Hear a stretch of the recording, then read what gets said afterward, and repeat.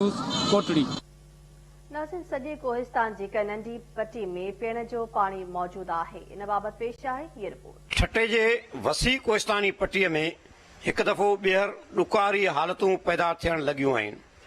थर जियां बुनियादी इंसानी सहूलियतुनि खां महरूम छटे जे कोहिस्तान में सिहत, तइलीम, पीअण जे पाणी, रोड रस्तनि, बिजली समेत जिते बुनियादी सहूलियतुनि जो वॾो फुक़दान आहे, उते बरसातनि जे आसरे रहंदड़ कोहिस्तान वासियुनि जे पीअण जे पाणी जो वाहिद वसीलो खूह ऐं हैंड पंप आहिनि। पर जंपीर, बरादाबाद, लूणीकोट, ॼंगड़ी, मीटिंग खां वेंदे मालमाड़ी ताईं सॼे कोहिस्तानी पट्टीअ में ज़ेर ज़मीन पाणी जी सतह घटिजी या ख़तम थियण करे वॾे पैमाने ते कोहिस्तान मां लॾपलाण थी रही आहे ऐं मालवंद कोहिस्तान वासी सख़्त परेशानी वारी ज़िंदगी गारण ते मजबूर बणियल आहिनि। ही जाबलू इलाइक़ो आहे, पहाड़ी इलाइक़ो आहे। हिते असां पाणी में सुखिया हूंदा आहियूं सिर्फ़ 3 महीना, उहे बि बरसातनि वारा। उन खां पोइ असांजो सॼो कोहिस्तान उञारो हूंदो आहे, माल माड़ू, झंगली जीवत। ही असां वटि हिकिड़ो नंढड़ो टुकड़ो आहे ज़रई बेल्ट जेको कलू नदी सां लॻ आहे, जिते फार्म बि आहिनि, मुख़्तलिफ़ बोर बि आहिनि। उते 150 खां वधीक हैंड पंप बि लॻल आहिनि। तक़रीबन 15 खां 20 असांजा ॻोठ आहिनि। पर ईअं सम्झो त अधु कोहिस्तान जेको आहे सो हिते पलिजे थो। हाणे रेती बजरी माफ़िया जूं नज़रूं इन नदीअ ते आहिनि, जेके ही सॼे कोहिस्तान खे सुकाए भणभांग करणु चाहिनि था। असांजे जियापे जो मसइलो आहे। उन्हनि खे ॻोठाणो उन्हनि खे उथी मनाए थो करे त बाबा ही कमु ग़लति आहे, हिते न कयो, असांजे जियापे जो मसइलो आहे। त उहे उन्हनि खे ब्लैकमेल करण जे लाइ पुलिस खे इस्तेमालु कनि था, केस दाख़िल कनि था। ताज़ो 150 खां 200 माण्हुनि ते हिननि जेको आहे सो हिकिड़ो नाजाइज़ FIR कटराई आहे। मेन मसइलो इहो त पाणी कोन्हे, नलका लॻाइनि, इहे पाणी छॾे आहिनि। इहो वरी रेती बजरी पिया खणाइनि, रहंदो जेके बोर आहिनि उहे पाणी छॾे आहे। असीं हिते रहियूं, ॿियो वहिलो वसीलो असांजो कोन्हे। का सहूलियत कोन्हे, न रोड जी रस्ते जी सवल, न अस्पताल जी, न बिजली जी का सहूलियत न आहे। रेती नेबा खजंदी आहे त असांजो पाणी ख़तम थी वेंदो आहे। असांजो स्कूल न आहे, तालीम खां महरूम आहियूं, रस्तो रोड असां न आहे। पर अगरि बजरी जे रेती कई वई त असीं पाणीअ खां महरूम थींदा, जेको थोरो घणो पाणी सां आहे। काफ़ी ॻोठनि जेके कुझु माण्हू लॾपलाण करे विया आहिनि, जेकर हाणे थोरो घणो पाणी उहो असां ख़तम थियो त उहो बि लॾपलाण कनि था। जॾहिं त छटे जे कोहिस्तान वासियुनि जे पीअण जे पाणी जो हाणे वाहिद ज़रियो जंपीर खां कल्लो खोर ताईं लोयाछ नए ऐं कल्लो नदीअ जे किनारनि ते लॻंदड़ बोर ऐं हैंड पंप आहिनि।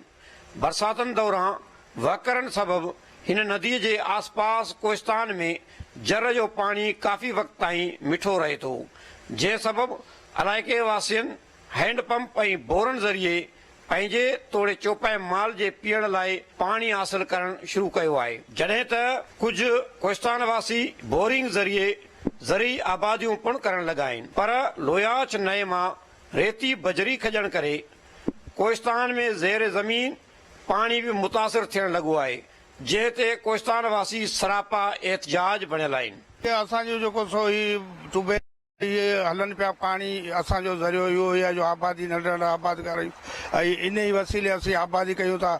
ऐं हिते जा जेके माण्हू जेके आया अलाए किथे जा लोकल माण्हू उहे अची हिते ऐं जेको सो माना गुंडागर्दी करे ऐं रेती या बजरी खणनि था। असांजो माना पाणी अगरि जे खुटी वियो त पोइ असां उञ मरंदासीं ऐं केॾांहुं वेंदासीं। ऐं असांजो इहे आबादियूं बि इहे इन ई टूबेल ते हलनि थियूं जो ॿाहिरियां माण्हू अची हिते माना कब्ज़ो करियो ऐं रेती या बजरी गुंडागर्दी कंदा। महिरबानी करे इन्हनि खे बंदि करियो, ऐं न त पोइ असां मिसकिन माण्हू केॾांहुं वेंदासीं ऐं असां उञ मरंदासीं। ॿियो असांजो ॿियो को वसीलो कोन्हे। कोहिस्तान वासियुनि दाईंदे ॿुधायो त लोयाछ नए इलाइक़े में मिठे पीअण जे पाणीअ सबबि कोहिस्तान वासियुनि लाइ ज़रई पीअण जे पाणी जी बेल्ट तौरु मशहूरु आहे, जितां समूरे कोहिस्तान जा मारू माण्हू पीअण समेत चौपाए माल खे हितां पाणी ॾियारींदा आहिनि। पर लोयाछ नए में रेती बजरी वधीक हुजण करे माफ़िया हिन नए ते कब्ज़ो करण लॻी आहे ऐं मदनियात खाते पारां असर रसूख़ जे बुनियाद ते लीज़ूं हासिल करे गैर मक़ामी बासुर शख़्सियतूं हिते कहे पियूं आहिनि। रेती खणण सां ही कुदरती वहकरा आहिनि, हिननि में करोड़े सालनि जी जेके ही लट पियल आहे, मिटी रेती जेका पियल आहे, उहा एक्चुअली पाणीअ खे मथे करे रखंदी आहे, रिसाए रिजाए रखंदी आहे। हिन जे जेके झंपीर जा चश्मा हुआ, इन्हनि खे बि सोर्स पाणीअ जो जेको हितां खां ईंदो, रिसंदी हुई हीअ जॾहिं भरिजी न आहे त असांजा झंपीर जा चश्मा हूंदा हुआ, उते खजिन जा बाग़ात हूंदा हुआ, उहे तबाह थी विया आहिनि। इन करे रेती खजी वेंदी त हिन सां रुगो ट्यूबवेल जो पाणी ख़तम कोन थींदो, पर असांजे माण्हुनि जे हिते माल जो संदन पंहिंजे पीअण जो पाणी, उहे खूह, उहे डीप हैंड पंप जेके आहिनि, उहे सभु जा सभु उहे नाकारा थी वेंदा, उन्हनि मां पाणी ख़तम थी वेंदो। हिकु तरफ़ रेती बजरी जा धिका क़ाइमु थियण सबबि हिन कोहिस्तानी ख़िते लाइ घण तरफ़ी तबाही पैदा थियण जो ख़दशो वधी वियो आहे, त ॿिए तरफ़ माहौलियाती मसला साम्हूं अची रहिया आहिनि। पूरे कोहिस्तान में सिर्फ हीअ पट्टी बची आहे जंहिंमें ज़ेर ज़मीन मिठो पाणी बि आहे ऐं उन जे हवाले सां हज़ारे एकड़ जेका असांजी ज़मीन आबाद आहे। पोइ इन में तक़रीबन ट्यूबवेल्स बि आहिनि, 100-150 ट्यूबवेल्स बि आहिनि, 1000 खां मथे जेके से डीप हैंड पंप्स बि आहिनि, जेको पीअण जो साफ़ पाणी आहे कोहिस्तान जे माण्हुनि खे उहो हितां ई जेको आहे सो सभिनी खे मुयसर थिए थो। ॿियनि ॻोठनि बि अची हितां खां पाणी कलेक्ट करे वञनि था, खणी वञनि था पंहिंजे ॻोठनि में जेको सो पाणी। इहा रेती जॾहिं खजी वई त कोहिस्तान असांजो सॼो बंजर ऐं तबाह थी वेंदो हलियो। ऐं उन खां अलावा वॾो हिकिड़ो असां वटि हिकिड़ो मुआशी बहरान, उन खां अलावा रोज़गार जो बहरान, ॾुकार वारी सूरत हाल, ऐं सभई हज़ारे माण्हू जेके आहिनि उहे पीअण जे पाणीअ खां महरूम थी वेंदा हलिया ऐं काफ़ी जेको असांखे नुक़सानु थींदो, ईंदड़ जेको असांजूं नसलूं उहे लोड़ींदियूं। ऐं उन जे लाइ करे जेको आहे सो सॼो असांजी आहे त जेके लीज़ूं आहिनि, जेके ॾिनियूं वियूं आहिनि, उहे हिननि सॼे ज़ोन खे, उन्हनि कानूननि खे या उन्हनि सभिनी शयुनि खे मद्देनज़र रखी करे उन्हनि खे रद्द कयो वञे, जीअं ही कोहिस्तान जी पट्टी जेका असांजी एग्रीकल्चर ज़ोन आहे, आबाद ज़ोन जेका आहे, उहा क़ाइमु क़ाइमु रहे। असांखे इहे ख़दशा आहिनि त ही जेका रेती जेका माफ़िया आहे, रेती माइनिंग करण सां ऑटोमेटिक खॾा था लॻनि, उन खॾनि में जेको पाणी जमे थियण खां पोइ पाणी तेज़ वहकिरो थिए थो त उन में असांजे गैस जे पाइपलाइन खे शदीद नुक़सानु थिए थो। रेलवे ट्रैक खे बि खॾा लॻण खां सख़्तु नुक़सानु थी सघे थो। ही सरकारी जेके मेन असास आहिनि, रेलवे ऐं पंहिंजो गैस पाइपलाइनूं, इन्हनि जो तहफ़ुज़ कयो वञे ऐं इन माफ़िया खे बुंजो ॾिनो वञे। रेती माफ़िया खे लीज़ूं जेके ॾिनियूं वियूं आहिनि उहो फौरी तौर ते कैंसिल कयूं वञनि। हूअं बि मदनी वसीलनि सां मालामाल ठटे जे हिन कोहिस्तान ते बासुर कारोबारी गैर मक़ामी माफ़िया जूं हाणे सरगर्मियूं वधी वयूं आहिनि।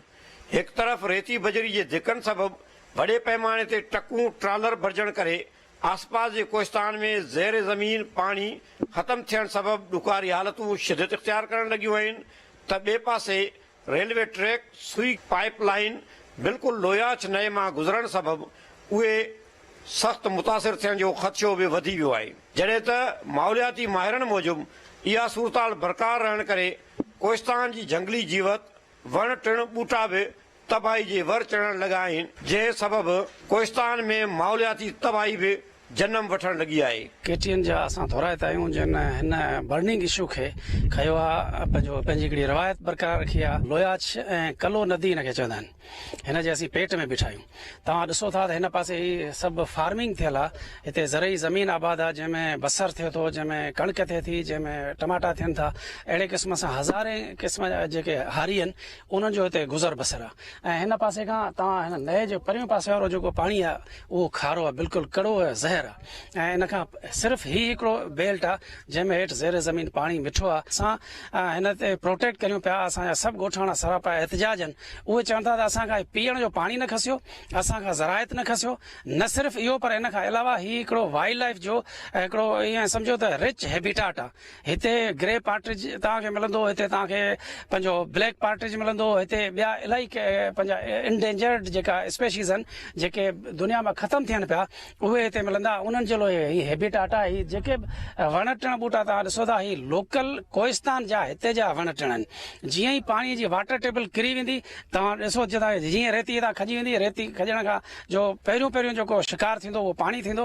वाटर टेबल किरण जे करे हिते ही सॼो बैरन थी वेंदो, सॼो पंहिंजो बंजर थी वेंदो हलियो, ऐं वण सभु सुकी वेंदा हलिया। ही ज़राइत तबाह थी वेंदी, पीअण जो पाणी ख़तमु थी वेंदो हलियो, ऐं हिते जेका वाइल्ड लाइफ आहे उहा सॼी डिस्ट्रक्ट थींदी, तबाह थींदी। पाकिस्तान गवर्नमेंट जेका आहे उहा मुख़्तलिफ़ बैन अल-अक़वामी जेका मुआहिदा आहिनि माहौलियात जा, वाइल्ड लाइफ खे प्रोटेक्ट करण जा, उनजी सिग्नेटरी आहे। इन करे government of Pakistan, government of Sindh खे हिन ते एक्शन वठणु खपे। साॻी रीति ठटे जी कोहिस्तान जे मुख़्तलिफ़ जाबलू इलाइक़नि में वॾे तइदाद में क्रैश प्लांट लॻण सबबि जिते उहे प्लांट मिटीअ जो दज़ इलाइक़े वासियुनि लाइ ख़तरो पैदा करे रहियूं आहिनि, त ॿिए तरफ़ ख़तरनाक वबाई बीमारियुनि जो सबबु पिणु प्लांट बणिजी रहिया आहिनि ऐं समूरी माहौलियात ख़तरे में अची वई आहे।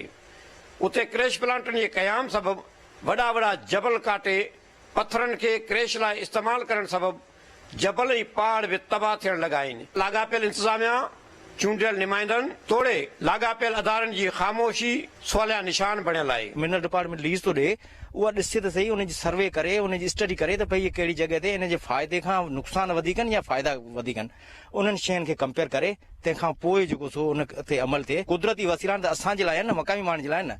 ॿाहिरियां माण्हू अची हिते क्रेश प्लेन लॻाइनि था, हिते जी रेकी धिका लॻाइनि था, चुन जो पत्थर कढनि था, हिते डोलोमाइट कढनि था, हिते जेतिरा बि कुदरती वसीला इस्तेमालु कनि था, असांजे माण्हुनि खे उन मां फ़ाइदो कोन्हे, ॿीणो नुक़सान। अहिड़ी रीति छटे जो वसी कोहिस्तानी ख़ितो घण रुखी ख़तरनि हेठि आहे ऐं मक़ामी कोहिस्तान वासियुनि जो जीअण जंजाल बणिजी वियो आहे ऐं ॾुकारी हालतुनि में तेज़ी अचणु लॻी आहे।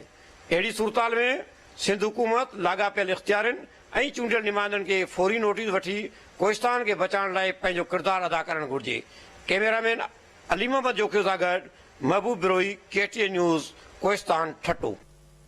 ख़बरुनि ऐं अपडेट जो सिलसिलो जारी रहंदो। उते वठूं था शॉर्ट ब्रेक ऐं ब्रेक खां पोइ वरी हाज़िर थियूं था हेडलाइन सां गॾु। ॾिसंदा रहो KTN न्यूज़।